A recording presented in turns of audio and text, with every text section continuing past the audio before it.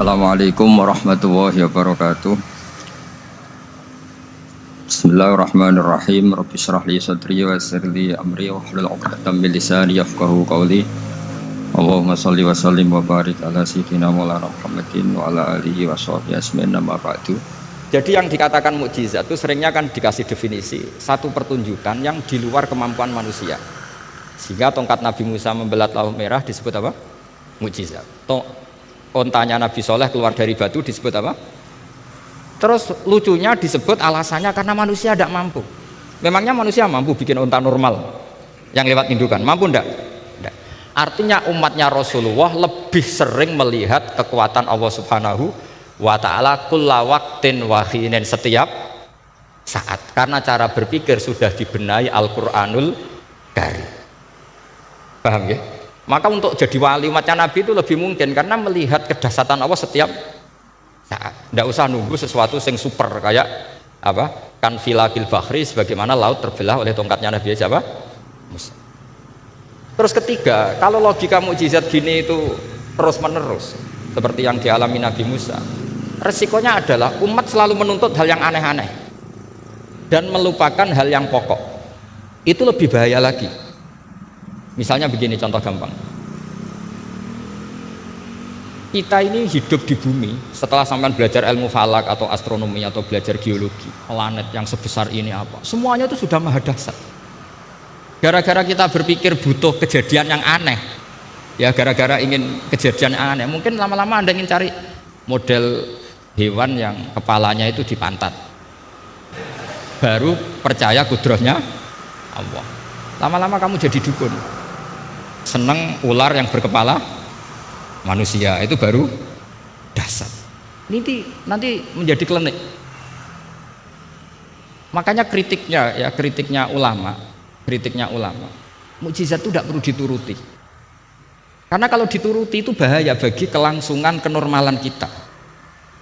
Makanya kata Abdul Hamid Khan, termasuk kitab yang saya kagumi, kata beliau begini: menjadikan orang kafir adalah dia nganggep kudrahnya Allah Ta'ala itu bergantung sesuatu yang dahsyat. Dia nggak sadar bahwa keseharian dalam hidupnya semuanya pertunjukan kudrahnya Allah Subhanahu wa Ta'ala. Kayak tadi saya contohkan nyamuk tadi, inna woha la yastahi ayyadriba masalam ma, terus terusannya ba'udotan fama foko. Kayak apa susahnya bikin nyamuk? Sudah kecil, punya alat kelamin, punya organ, punya urat, lalu dalam tubuhnya juga ada kuman, kumannya juga berorgan. Kebayang nggak Anda bikin seperti itu? Enggak. Dahsyat mana dengan tongkatnya Nabi Musa? Sama-sama berstatus kita tidak mampu sama sekali. Dahsyat mana? Sama kan? Nah, itu yang diinginkan Rasulullah Shallallahu Alaihi Wasallam, dan Al-Quran menggiring kita cara berpikir begitu terus. Sehingga Quran cukup menghentikan wa ma min dabbatin fil ardi wala ta'iri yatiru bi janahaihi illa umamun amsalu. Sebetulnya burung yang setiap hari terbang, yang setiap hari lewat Anda, itu semuanya bukti kekuasaan Allah Subhanahu wa Ta'ala. Tidak usah nunggu kejadian-kejadian super dahsyat. Terus keempat, korbannya para kiai, termasuk saya.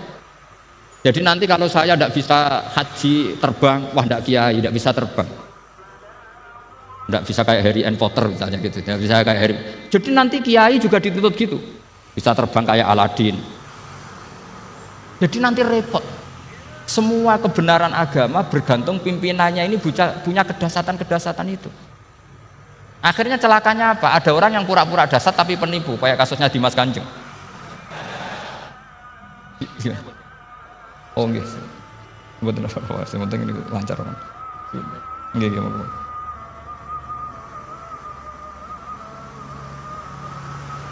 Jadi makanya nanti itu saya akan memberi penjelasan tentang apa?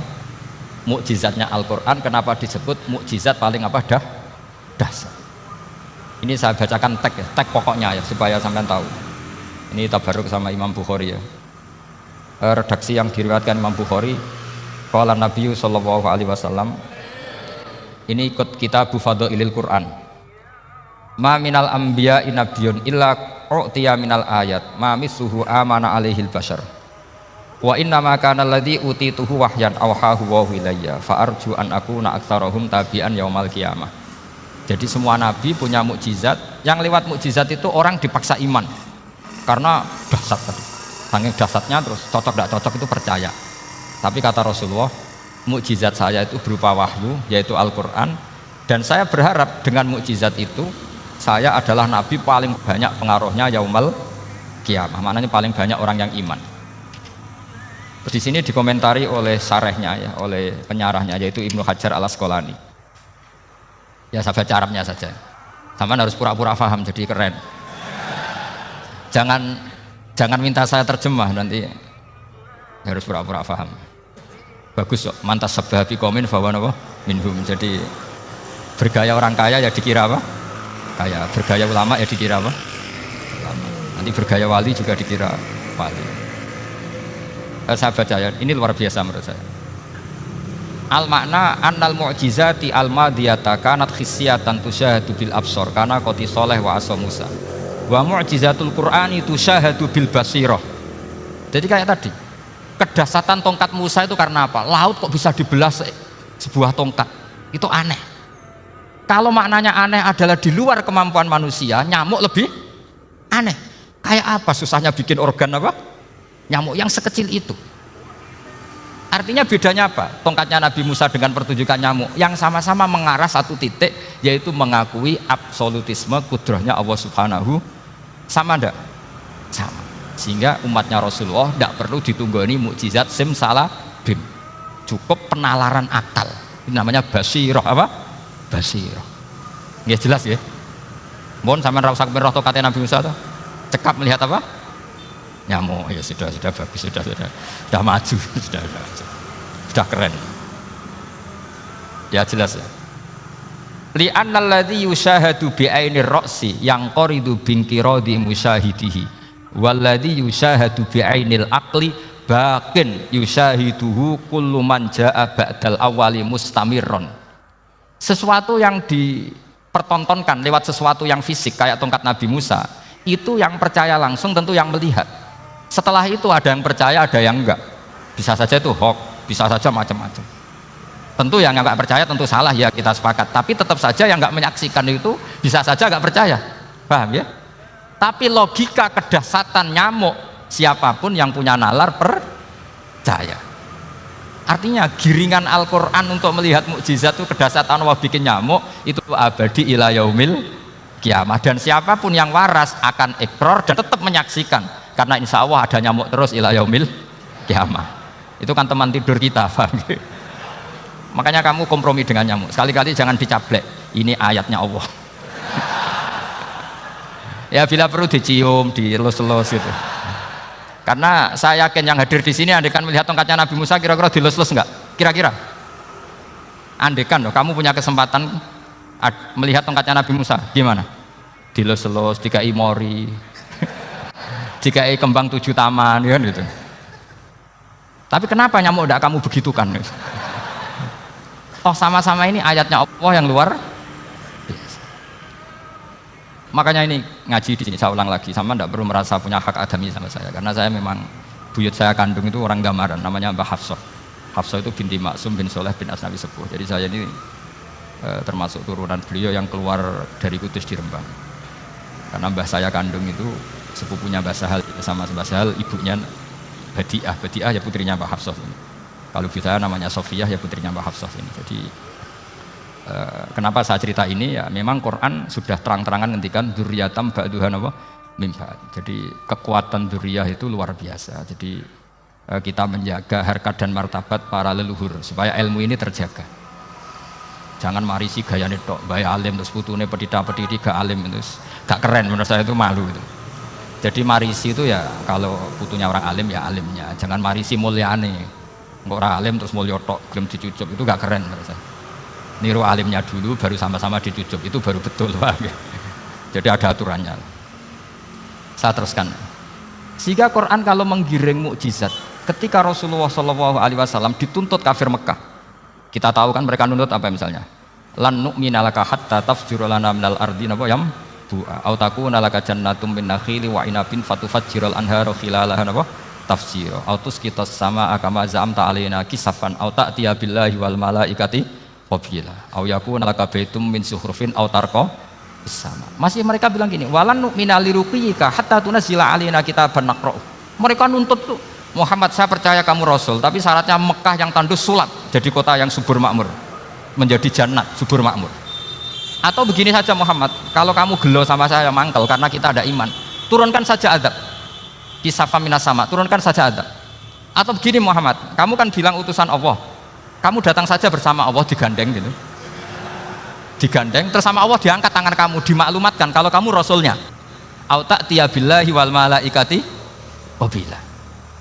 Karena mereka dengan logika yang salah, yang dikatakan mukjizat itu sesuatu yang seperti itu. Artinya kalau kamu berpikir mukjizat yang seperti itu, berarti Anda turunan kafir Quraisy. Anda turunan apa? Kafir Quraisy. Maka nggak boleh berpikir mukjizat seperti itu. Nyatanya Allah cukup menjawab dengan ayat wa ma min dabatin fil ardi wala ta'iri yatiru bi janahihi illa umamun amsalu. Dijawab lagi inna fi khalqis samawati wal ardi wa ikhtilafil laili wan nahar wal fulki allati tajri fil bahr sak teruse la ayatil liqaumi yakin. Semudah itu kita iman kedahsyatan kudrahnya Allah. Cukup melihat kerbau, kok bisa ya jaga populasinya, padahal tidak pernah dia seminar cara jaga populasi. Nyatanya tetap terjaga. Tanpa lamaran ya bisa jaga keturunannya, tanpa sesar ya anaknya lancar. Tanpa sesar kan? Artinya mereka bisa. Karena di sini ada kudratullah. Ada apa? Ada kudratullah. Nah, kalau iman seperti itu, Anda baru betul. Yaitu yang disebut Allah, ya tanazzalul amru bainahunna li ta'lamu annallaha ala kulli syai'in qadir wa annallaha qad ahata bi kulli syai'in ilma. Semua urusan di alam raya ini hanya Allah ingin mempertontonkan bahwa saya kuasa. Jadi tidak perlu nunggu yang aneh-aneh. Sehingga andaikan saya ketemu Nabi Musa dan ketemu Rasulullah Muhammad SAW, pasti saya milih Nabi Muhammad sebagai ketua. Karena Nabi Muhammad yang bikin sarana iman dengan sarana yang seluas-luasnya, dan sarana ini tidak habis dan ada di mana saja, yaitu sarana ikrar bahwa Allah kudroh dan kudrohnya tanpa batas. Nabi bikin sarana apa saja, melihat langit, bumi, lautan, nyamuk, hewan, semuanya sarana untuk ikrar kudrohnya Allah Subhanahu wa ta'ala. Sementara Nabi Musa mempertontonkan hanya nunggu mukjizat sing khariqun lil adat. Paham ya? Makanya wajar kalau Nabi bergelar afdholul anbiya sayyidul awalin wal akhir. Karena memang lebih efektif cara menggiring supaya orang iman. Sekarang sudah tahu kenapa Nabi jadi sayyidul awalin wal akhir? Sudah. Mungkin kemarin-kemarin tahu tapi gak tahu logikanya. Pokok iman. Selewat ke musola ngaji iman. Itu iman yang kurang betul itu, karena tanpa nador. Itu namanya taklid yang statusnya mukhtalaf alaih, masih disidangkan di MK, paham ya? Iman. Jadi iman taklid itu iman yang masih disidangkan oleh para ulama. Ada hakim yang bilang sah, ada hakim bilang tidak sah. Tanya anak-anak Qudsiyah. Imanul muqallid itu mukhtalaf alaih apa mujma' alaih? Mukhtalaf alaih. Kalau imanu ahli nadhar mujma' alaih. Insyaallah barokahnya ngaji ini semuanya min ahli nadhar, apa? Min ahlin. Jangan amin sudah jadi, ini sudah jadi. Kalau amin kan masih berdoa, bisa makbul bisa enggak boleh iman kok. Ayo iman kepada Allah dan Rasul, amin, enggak boleh. Sesuatu yang pasti enggak boleh diamini, itu kan jadi kacau nanti. Harus bilang apa? Sami'na wa ta'na. Nanti lama-lama kamu disuruh Allah, ayo sholat, amin. Enggak boleh. Jadi amin itu ada aturannya. Tapi bukan berarti saya nyalahkan jenengan, enggak. Ya memang salah gitu. Jadi enggak usah saya memang statusnya salah. Ya saya ulang lagi ya. Berarti Rasulullah adalah Rasul yang sukses membuat sarana orang kembali ke Allah, mengakui kudrohnya Allah dengan sarana apa saja, melihat rumput, melihat hewan, dan hewan itu ya apa saja. Dabah itu apa saja.